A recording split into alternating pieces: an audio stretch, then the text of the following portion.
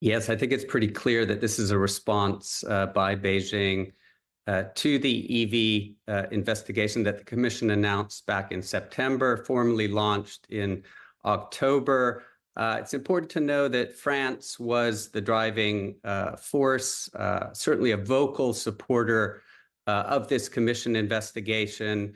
After that was announced, there was a lot of concern in Paris that China would retaliate against sectors where France plays a major role. That's spirits, that's luxury goods, and that's what we've seen. This is a warning from China that if the EV investigation results in duties imposed on Chinese EVs, then China will respond.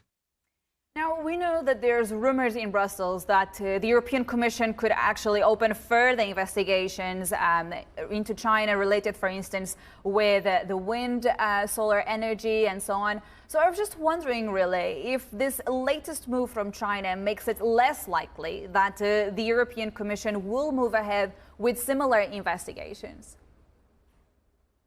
Well, that's right. I mean, the Commission has signaled that there are other steps that it could take in addition to electric vehicles. There's huge concern in Europe about overcapacities in certain green technology sectors, including wind and solar, flooding the European market.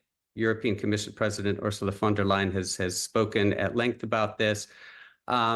So I think the European Commission will move ahead with these investigations. If they have the evidence, then they will announce them. I don't think this necessarily dissuades them from doing that, but it is a warning sign that China can and will respond.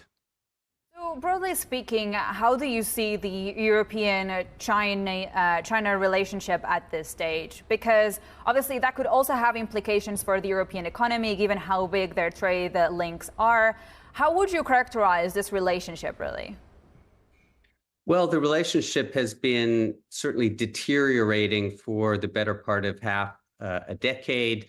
A lot of concern in Europe about China's position on the war in Ukraine. It's the no limits partnership that Xi Jinping clinched with Vladimir Putin just before his invasion of Ukraine, and the fact that this relationship remains strong. But the concerns are moving from the geopolitical realm increasingly into the economic realm. There's huge concerns about European competitiveness, particularly in green technologies like electric vehicles. So my sense is that these trade tensions are going to deepen this year. But I don't think either side has an interest in allowing them to escalate too much ahead of the U.S. election. They want to see who's going to become the next U.S. president before they engage in any sort of trade conflict.